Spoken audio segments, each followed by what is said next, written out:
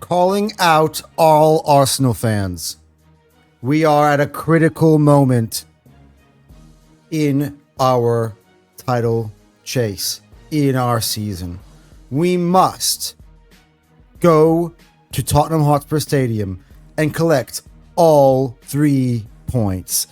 It is now time for this week's edition of Under Pressure.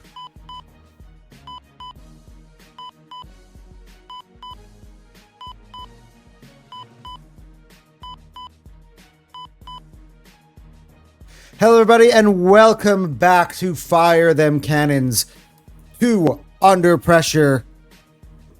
That is the video that I, of course, am going to be doing for you guys today. And this is a big one.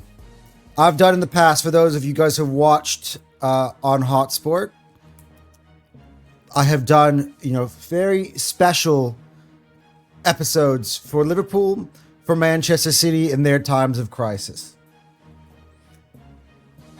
Unfortunately, today, we have reached that time of the season, and the Crisis Reaper has come for the Gunners, and it is now time for me to try to save our season by using the powers of my Under Pressure list. Guys, before I get into any of that, make sure you're liking, make sure you are subscribing to Fire Them Cannons, and of course as well to Hotspur, which this video is collaborating still with.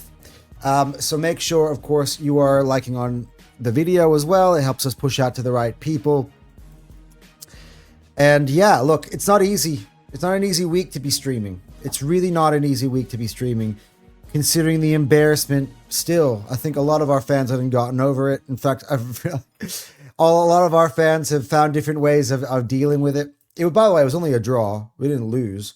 But nonetheless, I think the opponent in which we dropped points to as well, and the point of the season we are at, of course, has just caused this crazy thing, reaction, meltdown. And I like to remind everybody, all, that it's still in our hands at this point of the season.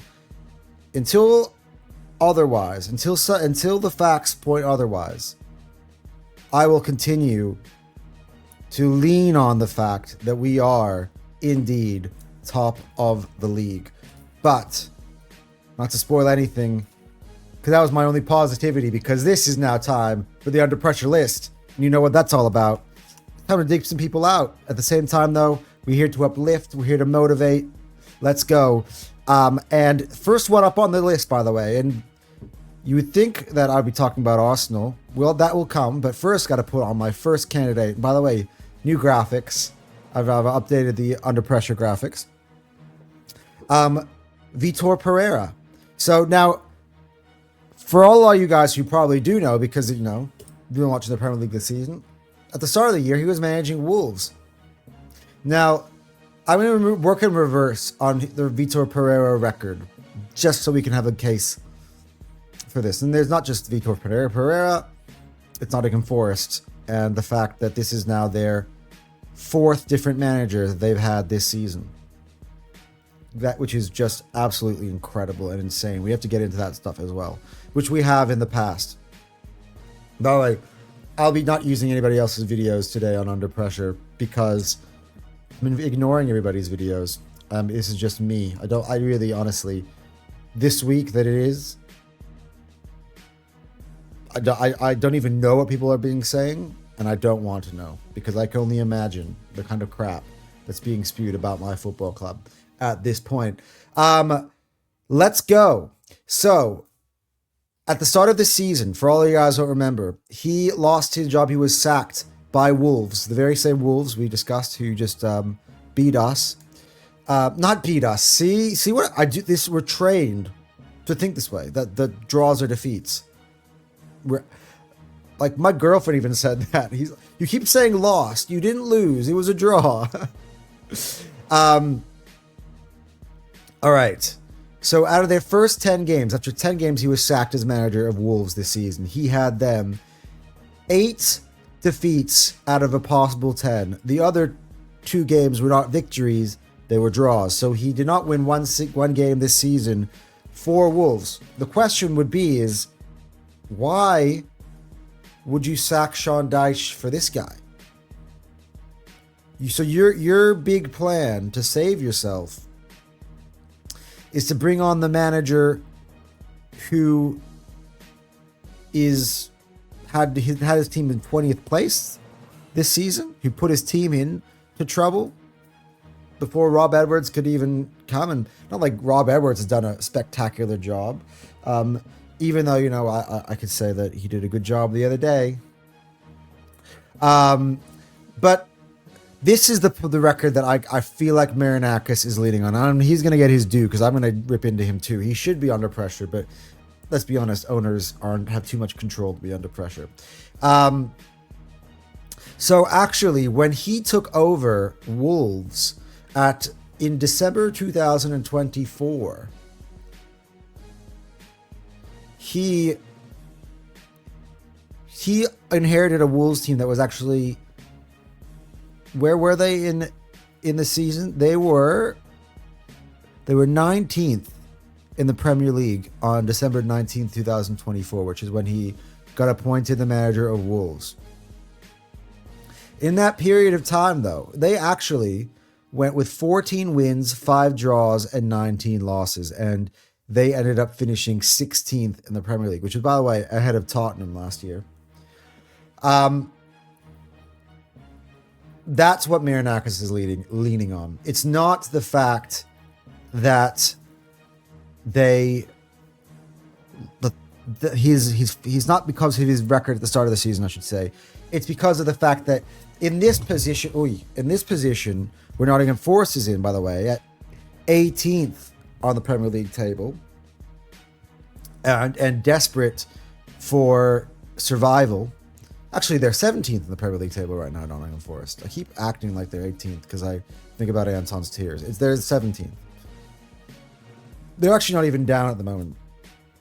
So he's thinking about a manager who's able to, you know, raise his club 3 places from where he took over, which is enough in the relegation fight to keep you safe. So that's what he's leaning on his ability to do that, to kind of keep them up. We'll see. I think it's a massive, massive pressure, and this is why. He's the 4th manager to be the Nottingham Forest manager this season. They started off with Nuno Espirito Santo, who himself, by the way, is in the relegation zone. But that is the other part. The other part of this is that if Wolves to go down, if Wolves, I keep saying Wolves, if Forest, my God, if Forest were to go down, guess who's staying up? West Ham. So that would be an utter embarrassment for Marinakis. So there's that, but that's his fault. Then he went on to get Ange, right? That he only lasted how many games before they sacked him? And then he had Sean Dyche, who actually thinks that Sean Dyche hasn't done that bad of a job. Of Ange and him, he's probably been the most stable and probably plays more of the football that they need. But we're very surprised that he actually pulled the trigger to get rid of Sean Dyche. So there is a lot of instability for me at the moment at Nottingham Forest. When you change managers so often, the players start to disrespect authority. Do you know why? Because they know that that it's not going to be long until the next guy shows up. They know that you don't have a long time there. You're not the long-term boss. They probably are going to be there longer than the manager is. So there's that, which is probably why none of these managers are working out. Also, by the way, the constant shift in tactics is a massive issue. That causes instability. And the ownership is erratic. You can't trust one man. This is a Forest team that, by the way, qualified to be in the Conference League. That is actually currently playing in the Conference League. Or Conference League or Europa League, actually. I think they're playing in the Europa League, right?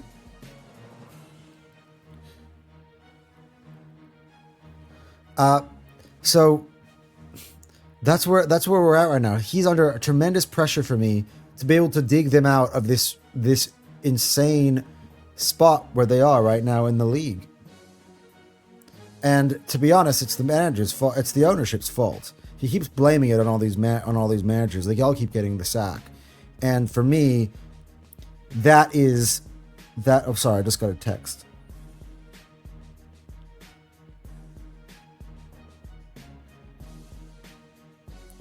Okay. That would be the issue. The issue would be the fact that the ownership is, I hate to use the word narcissist, but that's why kind of way I feel on it. He's not looking himself in the mirror and realizing that his own mistake. And maybe he does. Maybe he realizes his initial mistake was to sack Nuno in the first place. And, grass isn't always greener on the other side. The news guy isn't even better, so he's constantly just churning out managers to find something that the good solution. And all of these have been quick hires. None of these, I believe, have been well thought through, and that's the problem. That's the problem. And I think even if Pereira keeps them up, I don't think he's managing it at the start of next year. Because you got to find something that is more stable that you can build from. I don't believe Victor Pereira is that guy. Anyway, next up on the list, another new hire. And by the way, pressure comes a lot more for this man. Thomas Frank, been relieved of his duties from Tottenham Hotspur.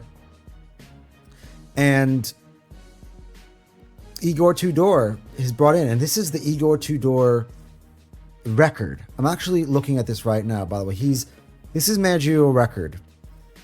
He managed in 2 different spells at Udinese.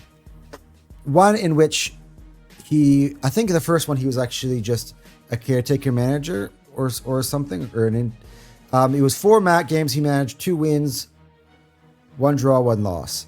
Then he had a second spell, which was 21 games, and in that one, 8 wins, 4 draws, 9 losses, 38% win percentage. At Hellas Verona, he had a 40% win percentage. I'm just going to tell in 35 games. At Marseille, where he managed there for 38 games, 57%, well, basically 58% win percentage. That's probably his best spell. Lazio had 55% win percentage in 9 games. At Juventus, where he got hired last year in March of 2025, actually, yeah, he got sacked in October 8th after an 8-game winless run. At Juventus, where he had Juventus in Italy, who basically runs Serie A. I know Inter had been good in recent years, but Juventus has been the top dog in Serie A. 47% win percentage, winless in his final 8 games as the manager of Juventus. Now this is the hire that Tottenham Hotspur have decided to make when they are actually under threat for relegation. Let that sink in. This is what you can get. He's got no experience in the Premier League. All right, he's got some experience playing in managing in France. Most of it has all been in Italy. And in Italy, his record is poor. He went to the top of the table, Juventus. They were poor last year in the Champions League knockout phases, if you recall. And they were poor to start the season this year. This is the great. By the way, they brought in Spalletti, who's done a much better job. This is what Tottenham is leaning on to save them. He's under massive pressure now because, as I mentioned in my title, this is a big North London derby, not just for Arsenal, and we're going to get to that in 1 second. But this is a big North London derby for Tottenham. Because who does West Ham play this weekend? Bournemouth at home. Like, Bournemouth have been on good run. But let's say West Ham, what's the table? How many points are they above the drop zone? Above West Ham, they are currently 5 points above the drop zone. Let's say West Ham beat Bournemouth. They would be 2 points above the drop zone.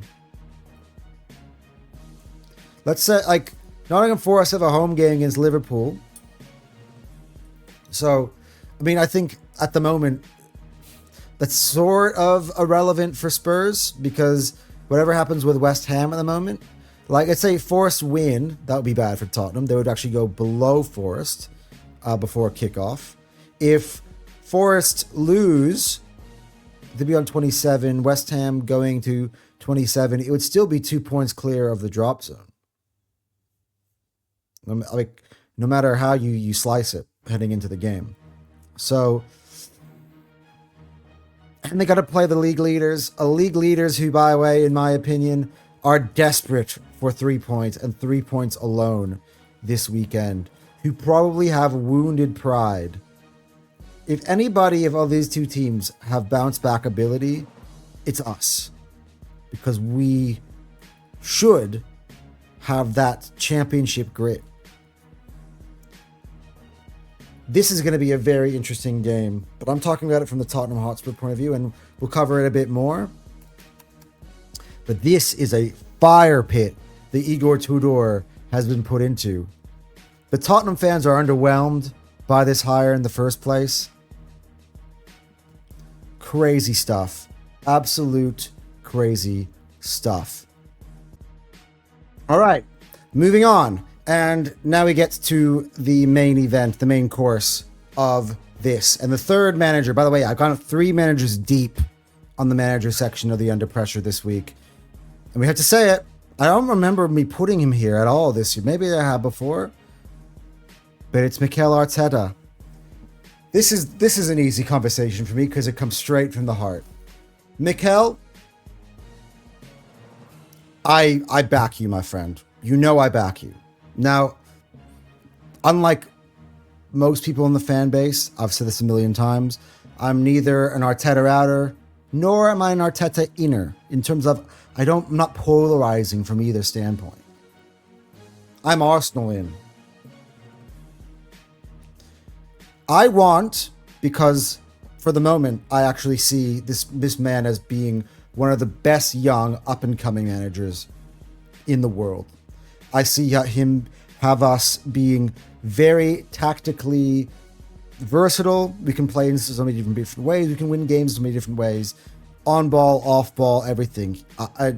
And in recent weeks, you had to give him a little bit of slack because, especially in that number 10 position, we've been cut short in some attacking areas, and he's been having to be very creative and reinvent players in new positions, and I think in somewhat to good effect. But I do have to say something right now. He needs to instill confidence in these players. Because right now I feel like this season right now is slipping away from us. Under no circumstances, I said even before the Brentford game, was it acceptable to be losing any points? Given that what Man City had just done, you had to show response to that and be like, all right, I see you. Let me raise you one. Go pick up the 3 points. We would have gone 6 clear again with a chance to go 9. Had we then gone ahead and beaten Wolves? They played back-to-back games, then we had back-to-back games. Now, there's the second part to this, which is going to be the players. But for now, I'm talking about the manager. We right now are holding on to the crumbs of specific attacks in certain points of the game. But my question is why the attacking patterns of play are so off-kilter, are so directionless. Why the tactics yesterday, I'm going to talk about Wolves specifically because I can have examples in my head that are clear for me to see, and I discussed it with Jake. Trossard comes off. His switch is to bring on Calafiori on. Now, I guess for me, he's saying, hey, more the defenders, whatever. But we're playing Wolves. I feel like in a certain way, you sit back like that against and commit teams to defense against any team in this league like that. Over cooking it, that's what's going to happen because you lose control in the game. We've taken off Trossard to bring on Calafiori. Now, I don't even know if our defense is capable of playing in a back three or back five right now. We haven't done it the whole year, so now we're trying to hold on to a game, and that's what we're going to try to do. It lacks in. Zubimendi's having a bad game, and Christian Norgard, who had a fantastic man of the match performance on the weekend, who can come in, provide you some steel, and give you some good positional awareness in the midfield, like we used to do when we brought on Jorginho in the back of the day, to close things out. Norgard is meant to be your closer, doesn't bring him on. Martinelli stays on the entirety of the game yesterday, where Victor Gyökeres should not be coming off. He should know by now that when Jesus comes on, we lack control in games. We do. It's been happening since Jesus has come back from injury. He's not seeing right now the mistakes that he's been making and addressing them. It's as if he doesn't see them to be mistakes. It's as if he doesn't notice the stuff that a lot of us notice. And this is a man who I've leaned on the whole year. I bragged about the consistency of this team, the stability of this team, the control that we have in games. And in recent times, 2 points in the last 2 wins out of the last 7 games in the Prem. I'm seeing this control go away. We're conceding way too many late goals. His second half substitutions are not good. In fact, they don't make sense at all. He's not trusting some players in certain games, and then when he needs them, I feel like he screwed up the Eze thing a little bit. Breathes confidence into Eze. Why punish some and not punish others for poor performances? You got to be consistent. I think you needed Eze just to let him be himself. Just like you've done with Gyökeres, and you figured out now, hey, look, there's a certain way I have to go to play with this guy, and we've kind of become a little bit more direct to allow him that to work. At the same time, we've gone too far in the other direction where we've taken our foot off of the control pedal. We had a formula that was working, and I feel like we've moved away from it. We had an identity, and I feel like we've moved it away from it. Not even our set piece taking at the moment right now is being as fruitful as it has been. Where is it gone? There's so many questions I have right now for Arteta, but I'm going to get to the main crux of the reason why he's under pressure, because I could go rant back and forth about my concerns. By the way, I still believe in this team, as I said at the beginning of the game, at the start, because I do believe that he's going to get this team together. And, he was very self-admitting and very self-aware at the end of the press conference. I mean, he's got to get this right. He's got to get these lineups right. And the problem is this, and I feel like I've gone around a circle when I really could come here, which is, if we don't win, if we this right now we are in this where we were in this league title race, even 2 weeks ago, if City were to overtake us at any point, I don't know if we're getting that back. We're at a critical point.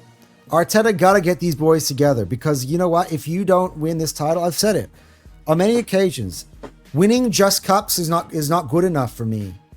We need to be winning majors this year. This year, with what we have invested, with what Andrea Berta invested and put in him, there were no excuses for Mikel Arteta. And you've seen it play out throughout the whole year. Yeah, we've had injuries, and that's exactly part of the game. It's part of his job as manager to manage injuries. It's not to be, coaching tactics in a perfect world where everybody's always healthy all the time. No, it's part of why you hire a manager, to be able to deal with these situations. And he's been well equipped. We've been covered. And he has, at certain times, pulled out rabbits out of the hat. The Kai Havertz rabbit when Odegaard was off form. Fantastic.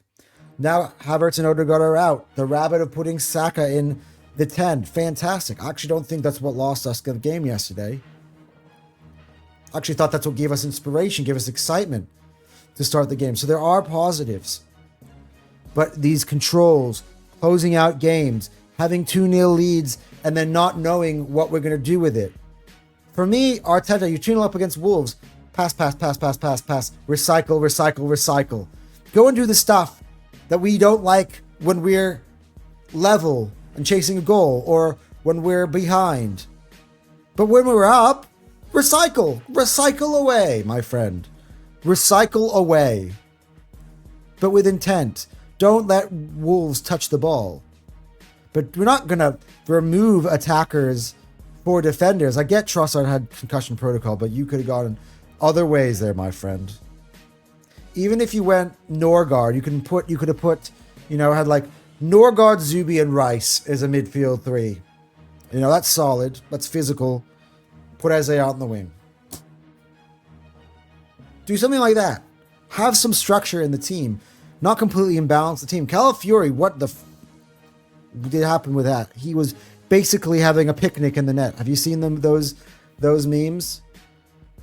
And Gabriel, we'll talk about that later. Again, I want to reserve my criticism for the players. But yeah, Mikel, you are out, unfortunately, with this fan base, because there's no way we can all say, I can feel it now already when things are starting to get to the point where we are now, which is,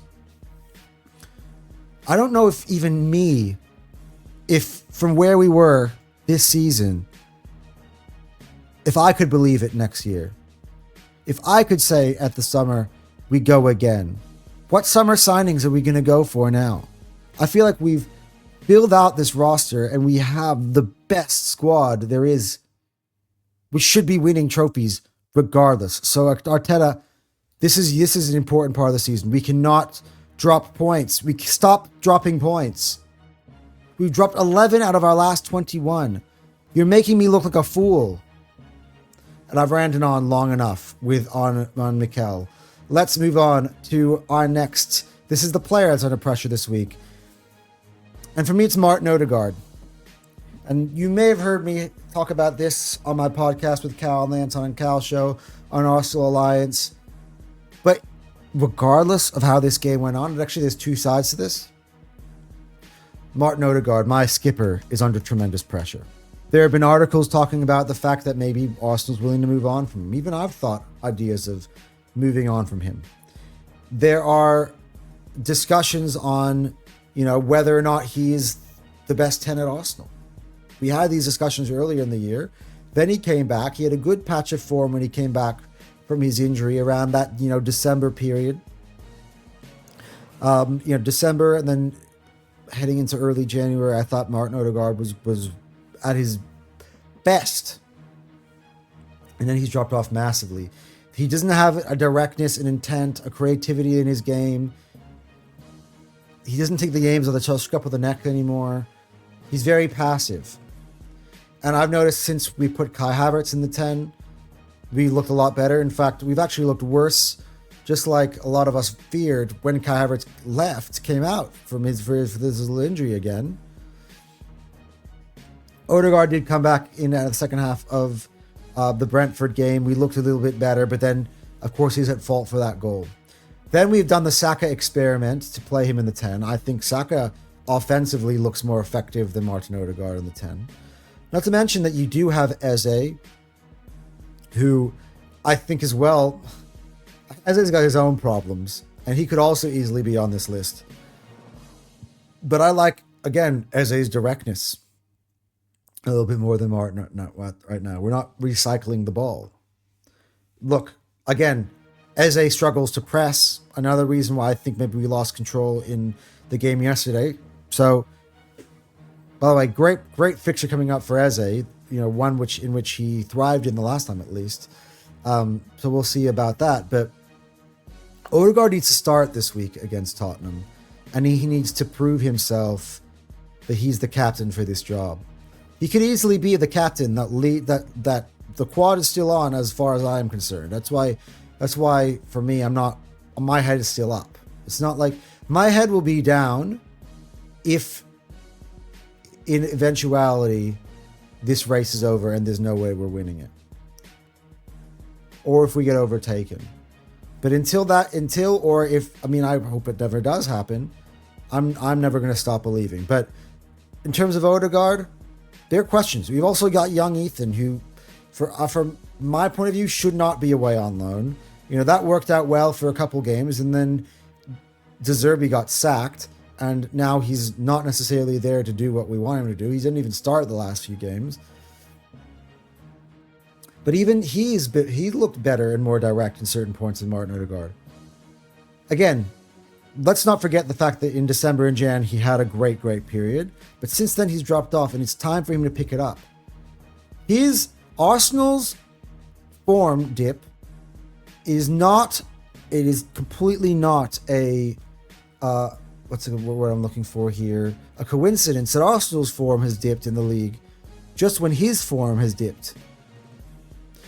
Now, we found ourselves a lifeline in Havertz, and that got us 2 big wins in the league, and we thought it was good. And then Havertz came out, back to the same problems. Odegaard, you are not fully injured. You are injured. You had a bit of a weird injury in that goal that you basically allowed against Brentford, and that was disgraceful. But you need to step up, be my captain in this derby, man. Wear that armband with pride, because a lot of people don't think you should be wearing the armband. A lot of, even including me, man. I have started to doubt whether even he has a future at this club. This is a massive time for him to show everybody, I'm still the man. I'm still the skipper. I'm the leader of this club. Let's follow me to the promised land. That's what I need from you, my man. And yes, Arteta. This weekend, we'll go back to Mikel, because he's still on the list, just a little bit above. I want to see Odegaard, Saka, and White renew that love triangle on the right-hand side for this Tottenham game. Go back to what's natural. We take a little book out of the Michael Carrick, a leaf out of the Michael Carrick page, which is let's just go back to basics. Let's go back to what's familiar so we can go ahead and win this game. And that's where I'm going to go to, where I talk about Arsenal. And of course we're under pressure. We're under tremendous pressure. A 9-point lead, which it was at the end of the Sunderland game, which was 2 weeks, actually, since I've recorded an under pressure video. We went 9 points clear in the Premier League. Now it's for all intents and purposes, it's 2. It's 5 with a game in hand. How we screwed that up is just really crazy for me. I mentioned the 3-game away trip, but I did not think that we would only have 2 points from those 2 games, especially with Wolves being one of them. Now, I do want to make a point here. And this is something that I've said, and I wanted to say this to my fans. Whatever it looks like right now, as I said, I think I said this yesterday, or either yesterday or the post-game show, whichever one, but manifestation works both ways. I'm still looking at Arsenal fans using the term bottled it in video titles, in memes, in posts, in their discussions, whatever it is, sending negative vibes out. And I get it. Criticize the team. Criticize what needs to be criticized. Many of us are doing that. I did it. But let's not draw conclusions or start putting negative vibes or words like bottled it into the universe. You're falling into rival fan traps. That's exactly the way they want you to talk. And when you start saying that word, it reverberates around the sphere. It creeps into our locker room. It creeps into our players' heads. And that nervousness from the players out on the pitch is a reflection on the nervousness from the fan base. A nervousness that should not have been there from the start. We didn't even play a game. I said this yesterday, but I will repeat myself. We didn't even play a game between Sunderland and Brentford. City played 2. They took care of their own business. Great. But we started using that word bottled it when we hadn't even fucking played. You were nervous before they even kicked the ball. And that pressure seeped in on into the playing squad. I believe me that. And I've been saying it all the time, and none of you guys are listening to me, and you're still not listening to me. Can you try it? Can we just try it? Just believe. Trust me, I have been there through tough moments in championship seasons. I was there when Carson Wentz literally tore his MCL and ACL and every CL possible in the game against the Rams. We all thought it was done. Nobody gave us a chance when we went into the playoffs. We all thought, okay, well, we're going to be one and done. And Nick Foles, the backup quarterback, took us to a Super Bowl. The Bucks, when we won the championship in 2021, Giannis, we thought he had injured some knee issue in the semifinal, in the conference finals against Atlanta. His teammates went ahead, rallied around him. They actually won 2 games in a row and got them to the finals, where he did come back and he wound up winning finals MVP. And the Bucks won the finals. Last year, the Eagles, and I remember it clearly because I was on Jacob Sports fighting against this exact same energy that right now I'm getting from the Arsenal fan base. Everybody's worried about the offense. Everybody's worried about Jalen Hurts. Everybody's worried about this or that. Passing stats. We had a close call against Carolina and everybody freaked out. And you know what Jalen Hurts did that next day against Pittsburgh? He went out and he fucking bawled out. Dropped the mic and he said, "Is that what y'all want to see?" Eagles struggled at the start of the playoffs. They barely got out of jail against Green Bay. They barely got out of jail against the Rams. And everyone thought the Commanders are going to go in and beat the Eagles because their offense isn't good enough. Then they would put down a record amount of points in a conference finals game and then did the same thing in the Super Bowl the 2 weeks later and won it all. You don't ever go smooth sailing in a championship year. Do you remember that last year with Liverpool? We actually cut the lead down to, I believe, was it 2 points? Before we then lost to West Ham? Or something like that? Lost or drew to West Ham? It's not always straightforward. This is where you test your mentality. By the way, the Carolina Panthers, just like Wolves, were the worst team in football. And the Eagles almost lost to them as well. It's possible for both things to happen. We have to keep believing. But at the same time, the attack has not been good enough. The control has been out of games. David Raya, why? Why, oh why? Actually, I'll break that down a little bit. I'll start with Gabrielle. Let your fucking keeper just catch that. Why are you not being aware of, hey, this is an easy one for my goalkeeper to collect. He's just going to catch that, lie himself on the ground, let the seconds tick down. You've actually completely unaware, you're getting in his way, which means he's dropped the ball. Neither of you guys are able to collect. And then the ball ends up getting shot and scored. Now here's the next problem. This is where Raya's wrong. Why has Raya jumped ahead of Gabrielle? Way out of his goal. And of course, your defenders can't use their hands, as I mentioned in my post-game show. And Calafiori's already in the net before this action even begins.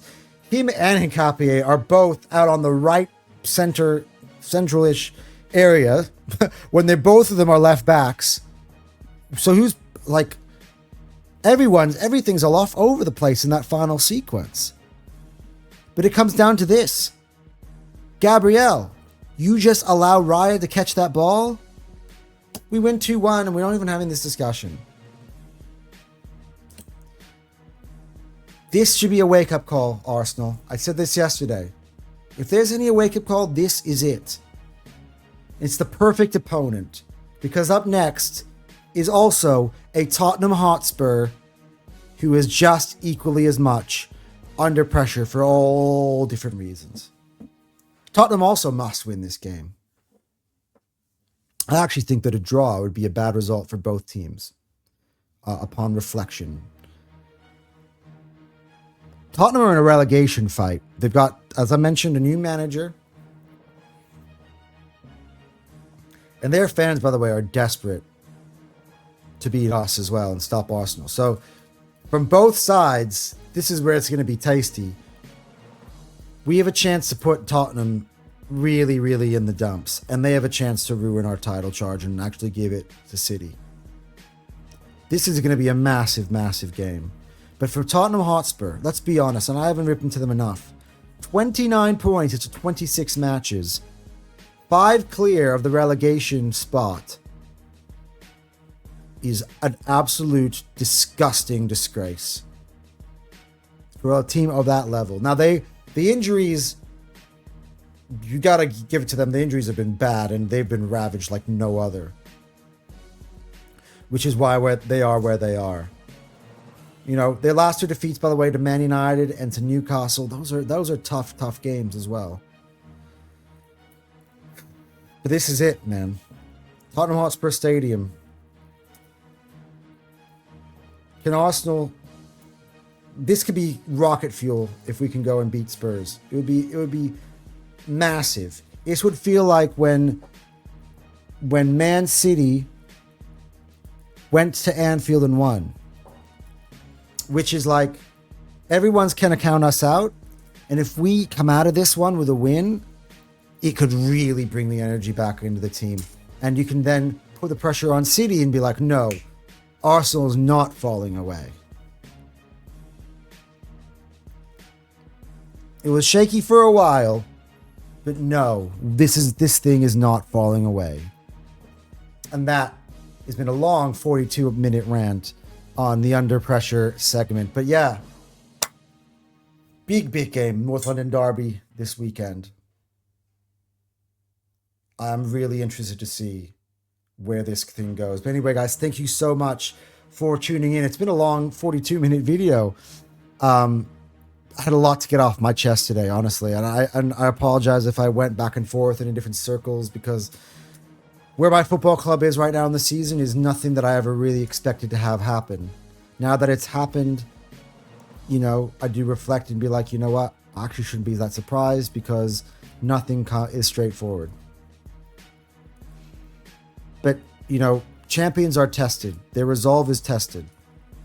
I do still believe that this Arsenal team, in closing, have got the right ingredients to be a championship team.